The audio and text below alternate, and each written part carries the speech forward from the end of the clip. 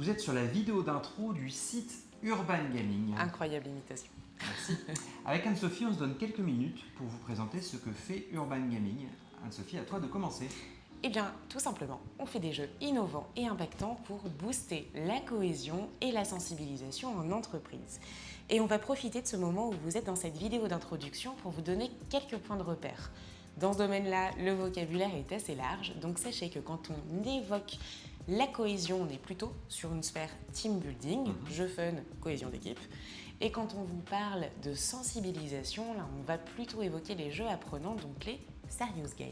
Tout à fait. Et au fait, on a oublié de se présenter. C'est vrai. Qui es-tu et que fais-tu dans la vie, Anne-Sophie? Eh bien, je suis Anne-Sophie, directrice de la communication et chef de projet sur tous les sujets diversité inclusion, QVCT, et intervenante sur les ateliers d'improvisation théâtrale. Tout à fait. Quel intitulé de poste un petit peu long. J'en parlerai au CEO.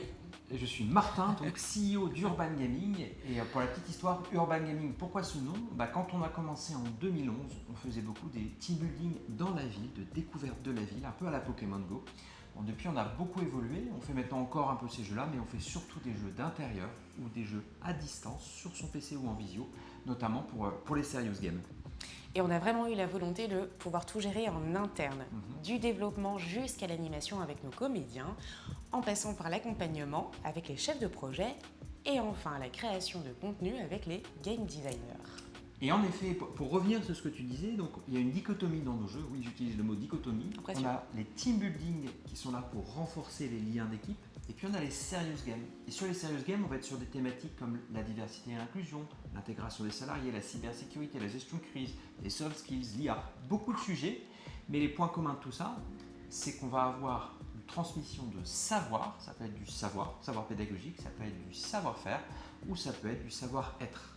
Et il parle de savoir-être parce que même dans du serious game, on va retrouver un objectif de cohésion, quand bien même ce ne soit pas la priorité à ce moment-là. Et sachez que si vous n'avez pas entendu Martin parler de votre thématique, on fait des jeux sur mesure. Le parti pris de l'utilisation de la pédagogie du jeu est simple. On a la volonté de rendre l'utilisateur acteur de son apprentissage. Deuxième chose, le jeu fédère, qu'on soit grand ou qu'on soit petit.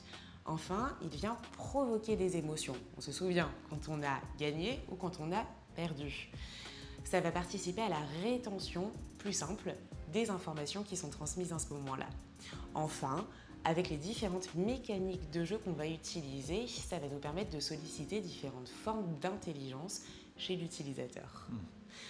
Ceci étant dit, attention, la gamification peut avoir des limites. Le fun pour le fun n'a pas de sens. C'est pour ça que quand on crée un jeu, on va privilégier l'objectif pédagogique et ainsi mettre en place des mécaniques de jeu qui font sens par rapport aux propos. Enfin, on a une application qui se veut ergonomique et qui dit ergonomique dit prise en main en moins de 10 secondes. Tout à fait. Et globalement, on va s'adapter à vos enjeux. Et il peut y avoir des enjeux présentiels, une réunion, on va venir avec des animateurs, du matériel. Puis il y avoir des enjeux distanciels, notamment pour les serious games, où on va mettre à disposition un jeu faisable derrière son PC ou en visio sur Teams. Et l'autre adaptation, c'est par rapport aux enjeux pédagogiques. On a parfois des demandes de direction RH, de direction de formation. Et là, on sait que ce qui est important, c'est de récupérer des KPI, des chiffres, et vraiment que le jeu soit utile. Donc on peut mesurer l'impact d'un jeu. Tout à fait, mesurer l'impact du jeu. Impeccable. Eh bien, je crois que vous avez les bonnes bases d'informations pour pouvoir continuer à circuler sur ce site.